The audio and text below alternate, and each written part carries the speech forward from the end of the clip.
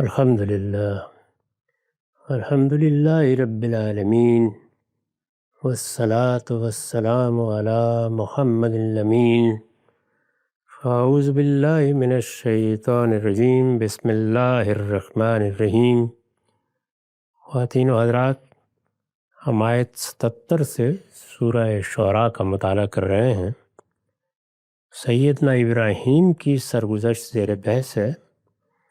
ہم یہاں پہنچ گئے تھے کہ جب قوم نے ان کو جواب دیا تو انہوں نے بھی اپنا مسلک واضح کر دیا اور یہ بتا دیا کہ میں نے برسوں تمہیں دعوت دی ہے، سمجھانے کی کوشش کی ہے، لیکن اب میں یہ بتا دینا چاہتا ہوں کہ جن کو تم پوچھتے ہو میرے لیے وہ دشمن ہے، یعنی میرے اور ان کے درمیان اب مفارقت کا وقت آ گیا ہے۔ اب یہ آخری معرکہ ہونا ہے۔ میں تو اپنے آپ کو اللہ رب العالمین کے حوالے کر چکا ہوں۔ ان کے الفاظ تھے کہ سو میرے تو یہ سب دشمن ہیں اللہ رب العالمین کے سوا۔ اب انہوں نے اس کے ساتھ ہی اللہ رب العالمین کے ان اوصاف کا ذکر شروع کر دیا جو انسان کے ساتھ وابستہ ہیں۔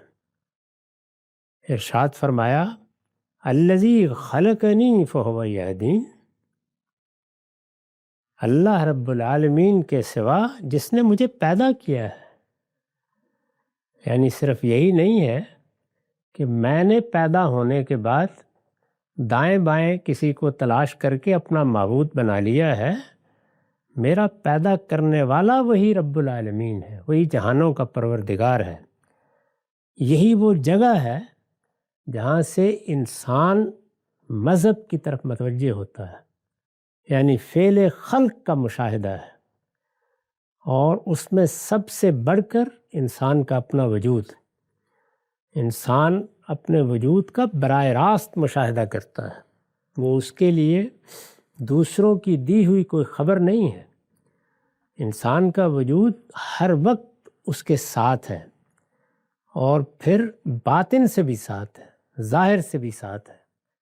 چنانچہ نہ صرف یہ کہ وہ ظاہر میں خلق کا مشاہدہ کرتا ہے اور یہ اس کے لیے ایک وجودی حقیقت ہوتی ہے، وہ باطن میں بھی اس کا شدید احساس رکھتا ہے۔ وہ جیسے ہی اپنے باطن میں دیکھتا ہے تو اسی احساس کی شدت ہے جو اسے پکارنے پر مجبور کر دیتی ہے کہ میں ایک مخلوق ہوں۔ الذی خلقنی، جس نے مجھے پیدا کیا ہے، فہو یہدین، پھر وہی میری رہنمائی فرماتا ہے۔ یعنی مجھے پیدا کر کے اس نے چھوڑ نہیں دیا۔ یہ نہیں ہے کہ پیدا کیا، کسی صحرا میں پھینکا اور اب مجھ سے کوئی تعلق نہیں ہے۔ یہ تبصرہ ہے اس پورے فلسفے پر جس نے ایک محرک کی حیثیت سے یا علت العلل کی حیثیت سے تو کچھ خدا کا تصور پیدا کر لیا، لیکن اس کے بعد اس کو معطل کر دیا۔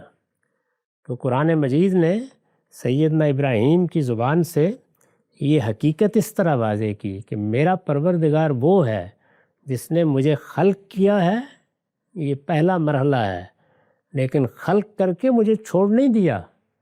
وہ میری ہدایت اور رہنمائی کا اہتمام کر رہا ہے۔ اس ہدایت اور رہنمائی کو قرآن مجید نے مختلف مقامات پر پھر کھولا ہے اور یہ بتایا ہے کہ یہ ہدایت عقلی ہدایت بھی ہے، یہ ہدایت اخلاقی ہدایت بھی ہے، یہ ہدایت جمالیاتی ہدایت بھی ہے، اور درجہ آخر میں یہ پیغمبروں کی دی ہوئی ہدایت بھی ہے۔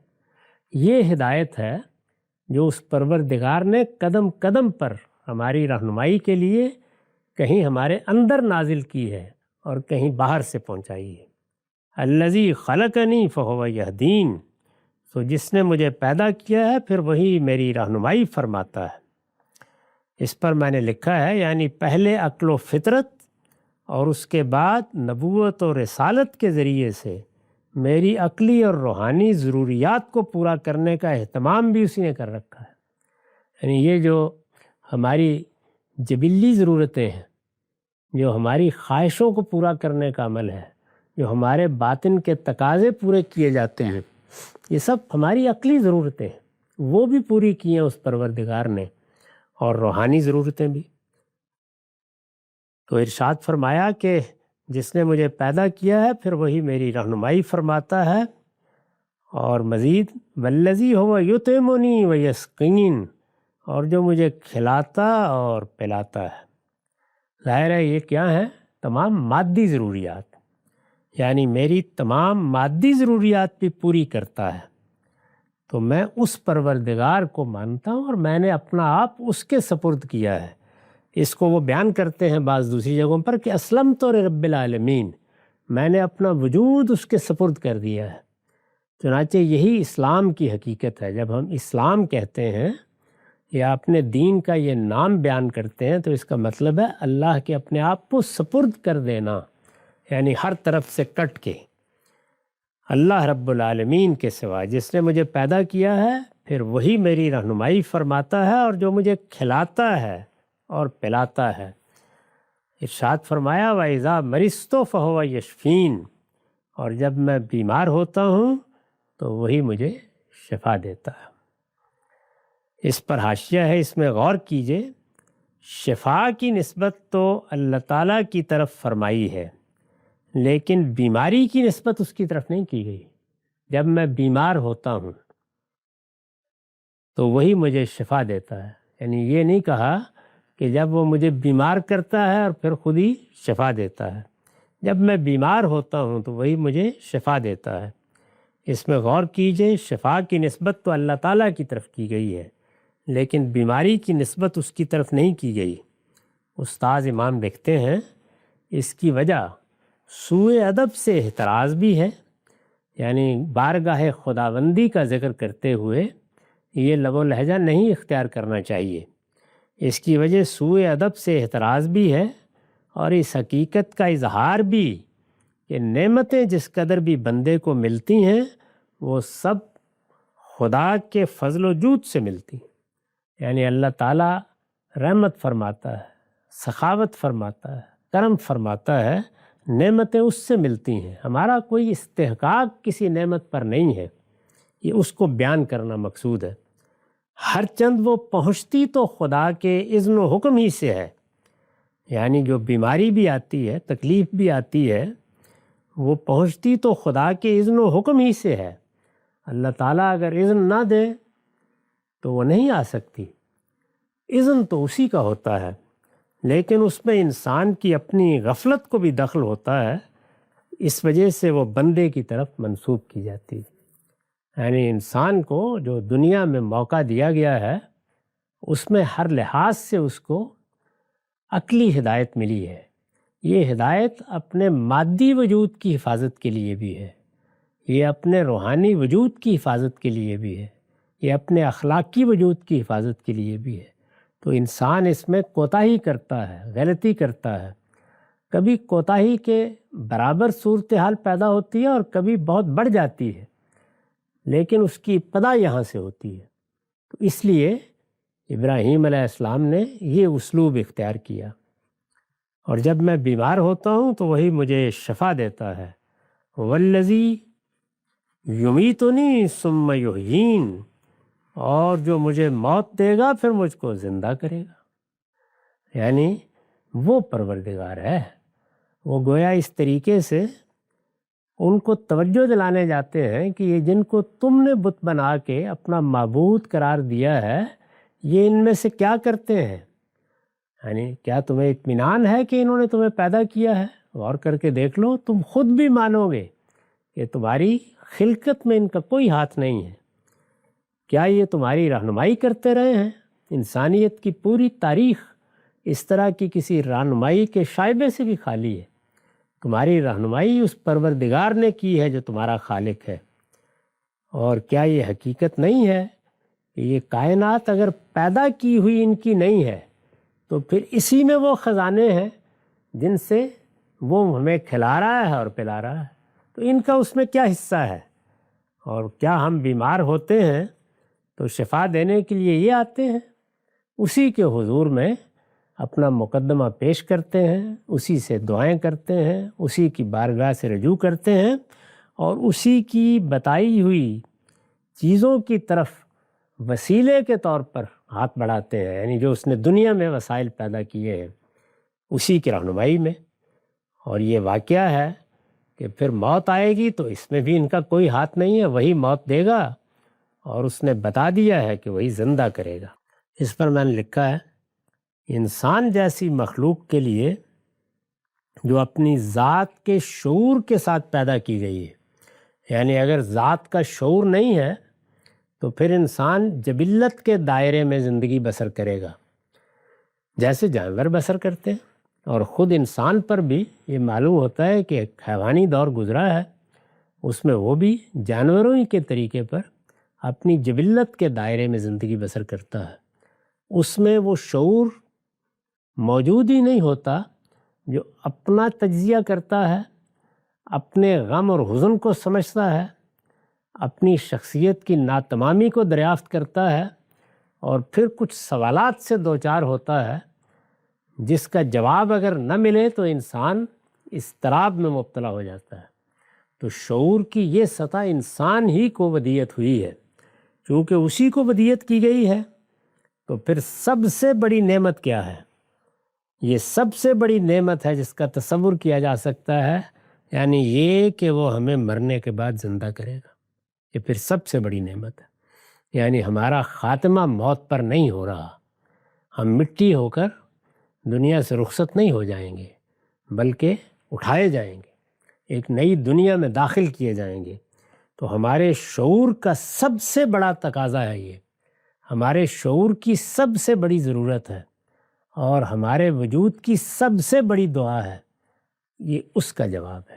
آخرت، معاد، زندہ ہونا، موت کے بعد اٹھنا، ہم اس کو اپنے آباء سے لے کے آئے ہیں، اس لیے اس کی قدر و قیمت سے بعض اوقات بیگانہ ہو جاتے ہیں۔ سب سے بڑی نعمت جو انسان کو مل سکتی ہے وہ یہی بشارت ہے۔ پھر مجھ کو زندہ کرے گا اور فرمایا والذی اطمع ان یغفر لی خطیئتی یوم الدین، اور جس سے میں امید رکھتا ہوں کہ جزا کے دن وہ میرے گناہ معاف فرما دے گا۔ یعنی پھر جب میں اپنی زندگی پر نگاہ ڈالتا ہوں تو مجھے یہ بشارت تو مل گئی کہ مجھے زندہ کیا جائے گا۔ اللہ تعالیٰ نے اپنے پیغمبروں کو اسی بشارت کے لیے بھیجا ہے۔ چنانچہ پیغمبروں کا جب تعارف کرایا ہے تو ان کا مقصد ہی یہ بیان کیا ہے کہ وہ انبیاء علیہ السلام ہیں یا رسل ہیں، تو رسل مبشرین و منذرین، وہ بشارت دینے کے لیے آتے ہیں۔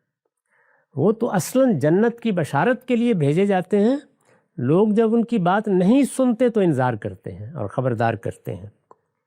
تو یہ ارشاد فرمایا کہ یہ پروردگار ہے، یہ اس کی نعمت مجھ کو میسر آئی ہے، تو اب مجھے جو زندگی ملی ہے اس میں ایک امتحان میں ڈالا گیا ہوں۔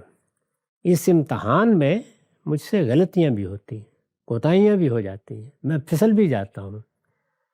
یہ اس کا کرم اور اس کی عنایت ہے کہ وہ دنیا میں بھی درگزر کرتا ہے اور آخرت میں بھی اس نے معافی کی گنجائش رکھی۔ یعنی اگر وہ بالکل تول پر فیصلہ کرنے کا ارادہ کر لیتا اور یہاں ہی پکڑنا شروع کر دیتا تو بالکل جائز ہوتا، لیکن اس نے ایسا نہیں کیا، یعنی یہاں مہلت دیتا ہے، توجہ دلاتا ہے، بار بار اپنی طرف بلاتا ہے، ہدایت کا اہتمام کرتا ہے۔ پھر غلطی ہوتی ہے، انسان ندامت کے ساتھ رجوع کرتا ہے، اس کو معاف کرتا ہے، بشارتیں دیتا ہے، اور قیامت میں بھی اعلان کر دیا ہے کہ جب تم میرٹ پر کامیاب نہیں ہو سکو گے تو پھر میری معافی کا مرحلہ شروع ہوگا۔ اور اس میں یہ بشارت دی ہے کہ شرک کے سوا جتنے بھی گناہ ہیں میں اگر چاہوں گا اور تم اس کے مستحق ہوگے تو معاف کر دوں گا۔ تو مغفرت، معافی، یہ اب انہوں نے اس کا ذکر کیا جس سے میں امید رکھتا ہوں کہ جزا کے دن وہ میرے گناہ معاف فرما دے گا۔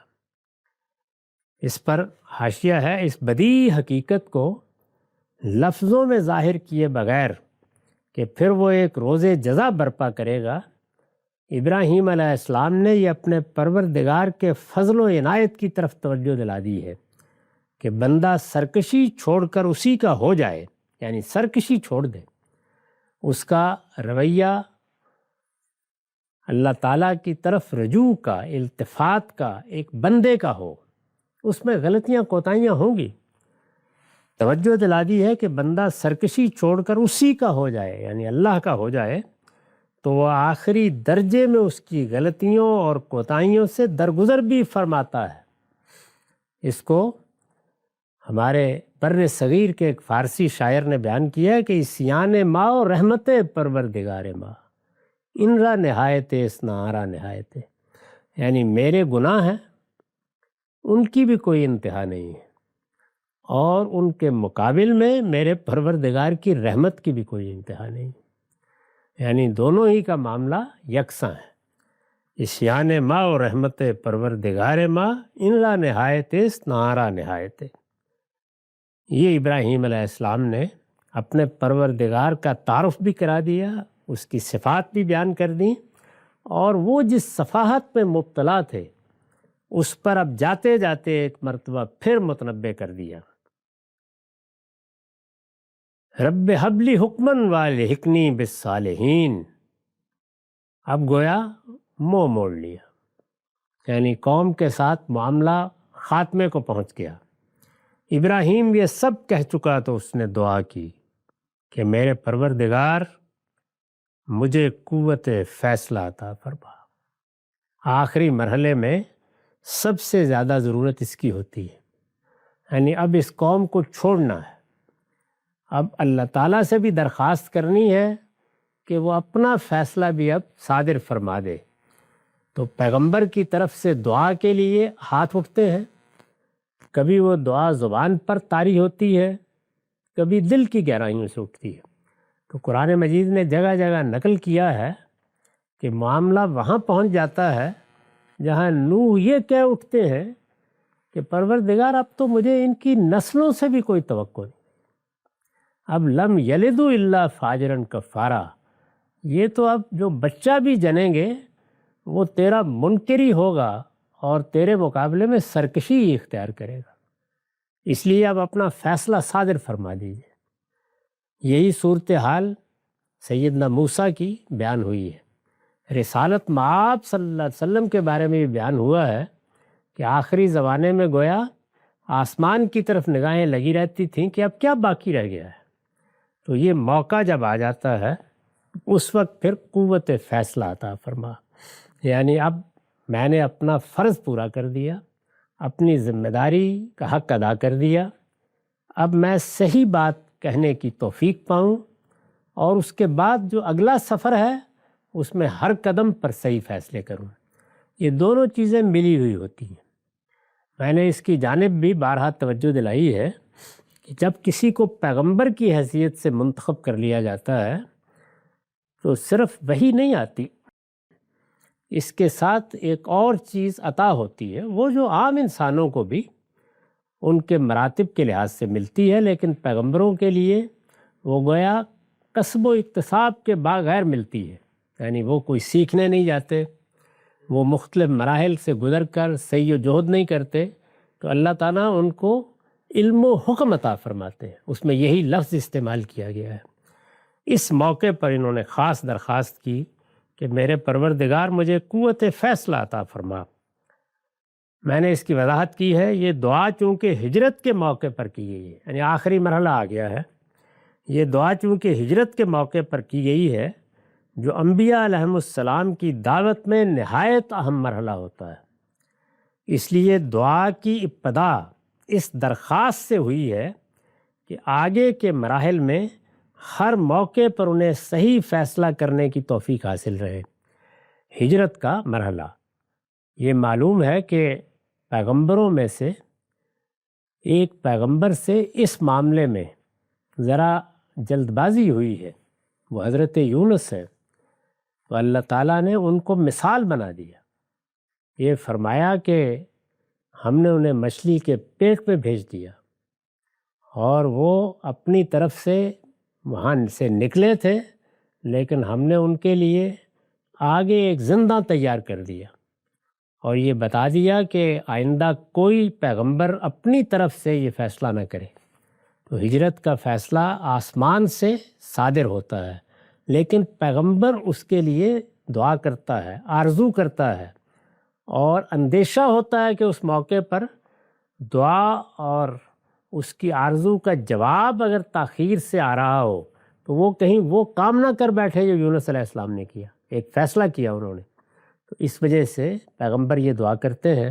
رسالت مآب کو بتایا گیا، خاص طور پر حوالہ دے کے بتایا گیا کہ اب آپ اس دعوت کے لیے مبعوث ہو گئے ہیں، تو آپ نے کیا کرنا ہے؟ لا تمنن تستکثر، کسی بھی مرحلے پر اپنی دعوت کے بارے میں یہ خیال کر کے کہ بہت ہو گئی، میں نے تو حد کر دی، پہنچانے میں کوئی کسر نہیں چھوڑی، آپ یہ منقطع نہیں کریں گے۔ یعنی ہجرت کا فیصلہ ہماری طرف سے صادر ہوگا، لا تمنن تستکثر۔ اور پھر ان کا حوالہ دیا کہ ولا تکن کصاحب الحوت، کہیں یونس کی طرح، مچھلی والے کی طرح ہو کر بے صبری نہ کر بیٹھنا، ہمارے فیصلے کا انتظار کرنا ہے۔ فاصبر لحکم ربک، خدا کے، تمہارے پروردگار کے فیصلے کا انتظار کیا جائے گا۔ تو اس میں فیصلہ تو ادھر سے آنا ہے، لیکن ادھر سے بھی کچھ فیصلے ہونے ہیں۔ تو انہوں نے ارشاد فرمایا کہ مجھے صحیح فیصلہ کرنے کی صلاحیت حاصل رہے، میرے پروردگار مجھے قوت فیصلہ عطا فرما۔ یہ دعا چونکہ ہجرت کے موقع پر کی گئی ہے، جو انبیاء علیہم السلام کی دعوت میں نہایت اہم مرحلہ ہوتا ہے، اس لیے دعا کی ابتدا اس درخواست سے ہوئی ہے کہ آگے کے مراحل میں، یعنی اب ظاہر ہے کہ ہجرت کا مرحلہ آ گیا ہے، تو کچھ مراحل یہاں پیش آئیں گے، کچھ ہجرت کے موقع پر آئیں گے، کچھ اس کے بعد آئیں گے۔ آگے کے مراحل میں ہر موقع پر انہیں صحیح فیصلہ کرنے کی توفیق حاصل رہے، یہ دعا کی انہوں نے۔ وَالْحِقْنِي بِالصَّالِحِينَ، اور مجھے صالحین کے ساتھ ملا، یعنی اب ہجرت کے بعد جہاں جانا ہے وہاں بھی اس طرح کے نابکاروں سے واسطہ نہ پڑے۔ بہت کچھ ہو چکا میرے پروردگار، اب میرے لیے آگے دنیا کے ساتھی ہوں تو صالحین، اور اگر یہ فیصلہ ہے کہ مجھے اٹھا لیے جانا ہے تو پھر بھی یہی دعا ہے کہ صالحین کے ساتھ ملا، یعنی دنیا اور آخرت دونوں میں صالحین کی معیت و رفاقت عطا فرما، یہ اس کی دعا ہے۔ وَاجْعَلْنِي لِسَانَ صِدْقٍ فِي الْآخِرِينَ، اور بعد کے آنے والوں میں میرا ذکر خیر جاری رکھ۔ اس پر حاشیہ ہے، اصل میں لسان صدق کے الفاظ آئے ہیں، یعنی ذکر جمیل جس میں پائیداری اور دوام و استمرار بھی ہو، یعنی میں دنیا سے رخصت ہوں یا اس قوم کو چھوڑ کر نکلوں تو دنیا میں میرا ذکر جمیل ہو، میری شہرت، میرے بارے میں کوئی بات کی جائے تو اس میں خیر کا ذکر ہو، مجھے وہ ناموری حاصل ہو جو صالحین کو حاصل ہوتی ہے، یہ دعا کی انہوں نے۔ تو ایک تو وہ شہرت ہے جس کی تمنا انسان میں اپنے سفلی جذبات سے ہوتی ہے، وہ ایسے ہی ہے جیسے آدمی دولت کا حریص ہو جائے، لیکن یہ کہ ذکر خیر رہے، میں اپنی سیرت اور کردار کو سنبھال کر دنیا سے رخصت ہوں، میری طرف سے لوگوں کے لیے کسی برائی کی روایت قائم نہ ہو، یہ اس کی دعا ہے۔ اور یہ دعا ہر بندہ مومن کو کرنی چاہیے، اور خاص طور پر رہنماؤں کو، زعماء کو کرنی چاہیے۔ ابراہیم علیہ السلام کی اس دعا کو جو قبولیت حاصل ہوئی، اس کی کوئی دوسری مثال انسانی تاریخ سے پیش نہیں کی جا سکتی، یعنی وہ فی الواقع مذہب کے امام اور پیشوا ہو گئے۔ ان کے بارے میں اللہ تعالیٰ نے جو فرمایا تھا کہ انی جاعلک للناس اماما، اب آنے والی دنیا کے لیے قیامت تک تم ہی امام اور پیشوا ہو، وہ ہمارے بھی امام ہیں، وہ یہود کے بھی امام ہیں، وہ مسیحیوں کے بھی امام ہیں، اور ان کی ذریت کا انتخاب ہوا ہے، اسی کے بعد ہوا ہے، ان کی ذریت کا انتخاب ہوا ہے کہ قیامت تک پھر نبوت انہی میں رہے گی۔ اور یہ بتا دیا گیا کہ یہ ابراہیم علیہ السلام ہیں کہ جن کی ذریت سے اب لوگ ہدایت پائیں گے، جن کی ذریت سے اللہ کی رحمت تقسیم ہوگی اور جن کی طرف رجوع کیا جائے گا کہ وہ اللہ پروردگار عالم کا پیغام انسانوں تک پہنچائیں۔ یہ کوئی معمولی درجہ نہیں ہے اور یہ کوئی معمولی منصب نہیں ہے، یہ ان کو عطا ہوا۔ تو اس وقت وہی ہے جو اللہ تعالیٰ کے الہام سے، اس کی وحی سے مذہب کی ہدایت ملتی ہے، اس کے سب سے بڑے امام اور پیشوا ہیں۔ میرے پروردگار مجھے قوت فیصلہ عطا فرما اور مجھے صالحین کے ساتھ ملا، اور بعد کے آنے والوں میں میرا ذکر خیر جاری رکھ۔ اور پھر آخر میں فرمایا وجعلنی من ورثۃ جنت النعیم، اور باغ راحت کے وارثوں میں مجھے بھی ایک وارث بنا، یعنی وہ جنت جو تو نے لوگوں کے لیے خاص کر رکھی ہے، اپنے صالحین کے لیے خاص کر رکھی ہے، اس کی وراثت مجھے حاصل ہو۔ وراثت کا لفظ جس طریقے سے آبا سے کوئی چیز پانے کے لیے استعمال ہوتا ہے، اسی طرح اس سے مجرد ہو کر مالک بننے کے معنی میں بھی استعمال ہو جاتا ہے۔ تو یہاں یہ اسی مفہوم میں ہے۔ اور باغ راحت کے وارثوں میں مجھے بھی ایک وارث بنا، وغفر لأبی انہ کان من الضالین۔ اب ظاہر ہے کہ سب سے بڑھ کر جو آخر میں خواہش کر سکتے ہیں وہ بھی زبان پر آ گئی ہے، اور یہ میرا باپ۔ یاد رہے کہ ان کی دعوت کا خلاصہ جب بیان کیا قرآن نے تو یہ بتایا کہ انہوں نے آخر میں پھر اپنے باپ کو خطاب کیا اور اس سے یہ کہا کہ وہ اس پروردگار کی معرفت حاصل کر لے جس کی معرفت کا علم لے کر وہ آئے ہیں۔ تو پھر آخر میں بھی ان کی زبان پر یہ بات آ گئی، دعا کر رہے ہیں اور میرے باپ کو معاف کر دیں۔ یعنی جو انسان کا ایک تعلق ہوتا ہے، یہ تعلق بھی اللہ تعالیٰ ہی کا پیدا کیا ہوا ہے۔ اس میں جو محبت ہوتی ہے وہ بھی اسی کی ودیت کرتا ہے۔ اس محبت پر، یعنی یہ اعزاء کی محبت، اقربا کی محبت، باپ کی محبت، اولاد کی محبت، یہ اللہ کی نعمتوں میں سے ایک بڑی نعمت ہے۔ تو ان کی زبان پر یہ بات بھی آ گئی، اور میرے باپ کو معاف کر دے۔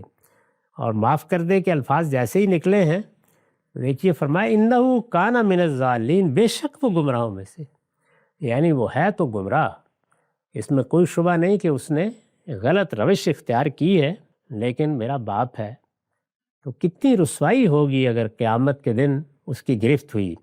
معاف کر دے۔ اور فرمایا کہ ولا تخزنی یوم یبعثون، اور جس دن لوگ اٹھائے جائیں گے اس دن اے پروردگار مجھے رسوا نہ کر۔ یعنی جب لوگ اٹھائے جائیں گے تو کیا ایسا ہوگا کہ میرے لیے تو جنت کی بشارت ہو اور باپ کو فرشتے گھسیٹ کر جہنم میں لے جا رہے ہوں، پروردگار معاف کر دے۔ میں نے اس پر لکھا ہے، مطلب یہ ہے کہ باپ کو جہنم میں ڈالا گیا تو بیٹے کی حیثیت سے یہ چیز میرے لیے باعث رسوائی ہوگی، اس لیے درخواست کر رہا ہوں کہ اگرچہ میرا باپ گمراہ ہے لیکن مجھ پر عنایت کے لیے آپ اس کو معاف فرما دیں۔ دوسری جگہ وضاحت ہے کہ یہ دعا چونکہ خدا کے بے لاگ عدل کے خلاف تھی اس لیے قبول نہیں ہوئی۔ اللہ تعالیٰ نے بتا دیا کہ نہیں، اس کا کوئی سوال نہیں ہے۔ تو اس طرح یہ بات بھی واضح کر دی کہ پیغمبر کی دعا کیا ہے؟ شفاعت، دنیا میں ہو جو آخرت میں، اس کی قبولیت کے کچھ شرائط و حدود ہیں۔ وہ کن کے بارے میں ہوگی وہ طے ہے۔